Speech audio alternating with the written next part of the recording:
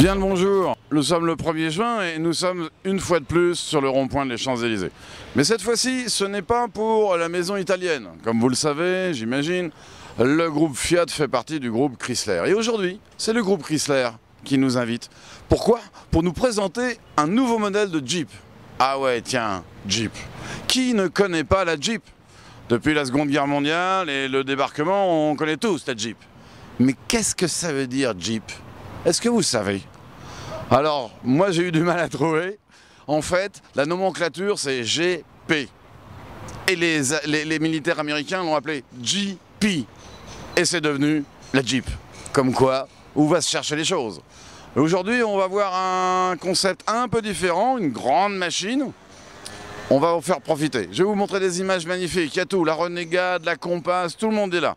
Ah, petit truc spécial, la Jeep, pour la reconnaître. Tout le monde le sait. Mais regardez bien la calandre, 7 traits parallèles, c'est la marque de fabrique. Allez, on y va.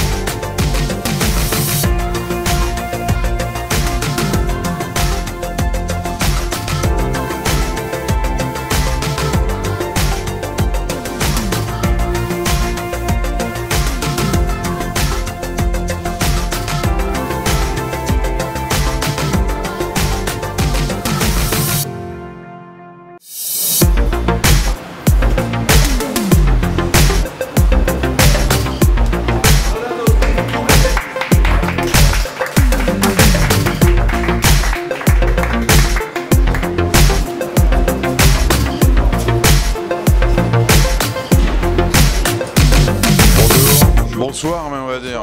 Je suis avec Sébastien Perret, responsable, directeur Jeep et Alfa Romeo. Je vous envie beaucoup, il y a plein de gens qui vont vous envier, là, c'est évident. J'ai de la chance d'avoir deux très belles marques, très émotionnelles, très passionnelles. Alors là, vous nous présentez un produit qui est un peu particulier, qui est donc entre le Grand Cherokee et le Renegade. Oui, il est exactement entre le Renegade et le Cherokee. En fait, il arrive dans le cœur du segment français. Bon, beaucoup de gens en parlent, par exemple, de la Peugeot 3008. Le marché français est essentiellement constitué de SUV de taille moyenne et on arrive pile dans ce segment-là avec ce véhicule qui a des ambitions mondiales et aussi des ambitions très importantes en France. Alors, vous disiez dans la conférence de presse qu'il y a une progression commerciale qui est quand même assez impressionnante. Jeep a gagné 1 million de véhicules en l'espace de 4-5 ans, donc c'est quand même une progression, c'est la plus forte progression au niveau mondial. Il faut savoir que Jeep a bénéficié de la reprise du marché américain, mais au-delà de ça, c'est une marque qui s'internationalise. Même en France, on est passé de notre ancien record daté de 2007, qui était autour de 4-5 000 voitures, et on a passé la barrière des 10 000 voitures l'année dernière, donc chaque année on bat record en record grâce à un plan produit très important. On a lancé il y a quelques années, il y a 2 ans, le Renegade qui a fait un bien fou à la France, on en a vendu plus de 10 000, qui plaît, qui est adapté au marché européen parce qu'il est un peu plus petit. Et on arrive avec son grand frère, qui est le Compass, qui est dans le cœur du marché français.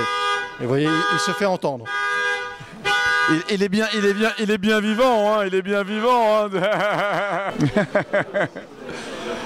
Une chose est certaine, la relation des Européens avec Jeep, on ne peut pas passer outre. Tous les petits Français ou les Européens ont conduit un jour ou l'autre une Jeep. tout cas, tous les Européens, tous les Français ont Jeep quelque part dans le cœur, parce que 1941, c'était la naissance de Jeep pendant la Seconde Guerre mondiale. Et le 6 juin 1944, les Français ont découvert la Jeep, alors les Normands. Et donc c'est une voiture qui a marqué l'esprit parce que c'était la voiture de la libération. Donc c'est pour ça que la marque bénéficie d'un vrai capital sympathie à travers le monde, parce qu'elle a libéré la planète entière. Et d'ailleurs, il y avait un slogan à l'époque qui disait que jamais le soleil se couche sur une Jeep, parce qu'elle a fait tous les conflits mondiaux, donc elle a libéré beaucoup de peuples à travers le monde. Absolument. Très belle image, Jeep.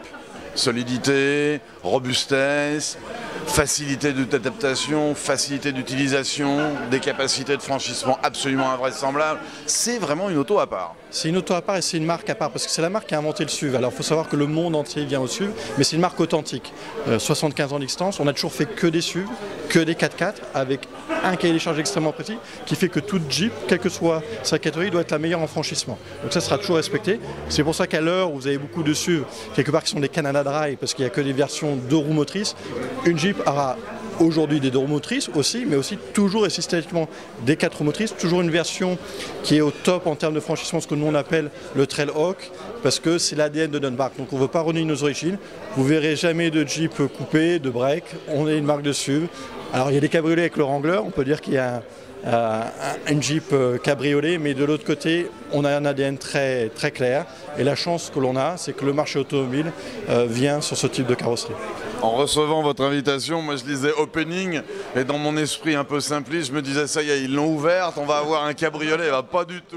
Non, c'est la version de lancement en fait qu'on appelle Opening Edition, qu'on présente cet été. En fait, les premières voitures qui arrivent en Europe sont les Opening Edition, donc des versions très bien équipées avec un réel avantage client. Donc c'est ces voitures que les Français pourront découvrir en juillet-août, parce que le lancement est le 7 juillet 2017. Le chiffre 7 porte bonheur. 7, la calandre, les 7 fentes, c'est vraiment l'ADN de la marque. Donc on se dit pourquoi pas le lancer le 7-7 2017. Génial. On ne peut pas avoir plus de 7. Votre vrai compétiteur, finalement, c'est Range Rover, quoi. Au niveau mondial, en termes d'image, oui, parce que ce sont les 2 marques historiques du SUV, ce sont les 2 marques qui ont un ADN de franchissement très fort, mais il faut savoir qu'au niveau mondial, quand Jeep pèse 1,4 million de ventes, Land Rover c'est 400 000, donc les gens n'ont pas forcément cette notion, parce que le marché américain est énorme, bien entendu, donc c'est une vraie concurrence. Mais aujourd'hui, tout le monde, comme je vous disais, vient sur le SUV, donc on a une barrière de concurrents de généralistes à des marques premium allemandes, donc il y a vraiment tout le monde dans nos marchés, mais la force qu'on a, c'est nous qui l'avons créée, et donc on a une image très très forte. Merci de votre gentillesse, merci de votre invitation. Merci.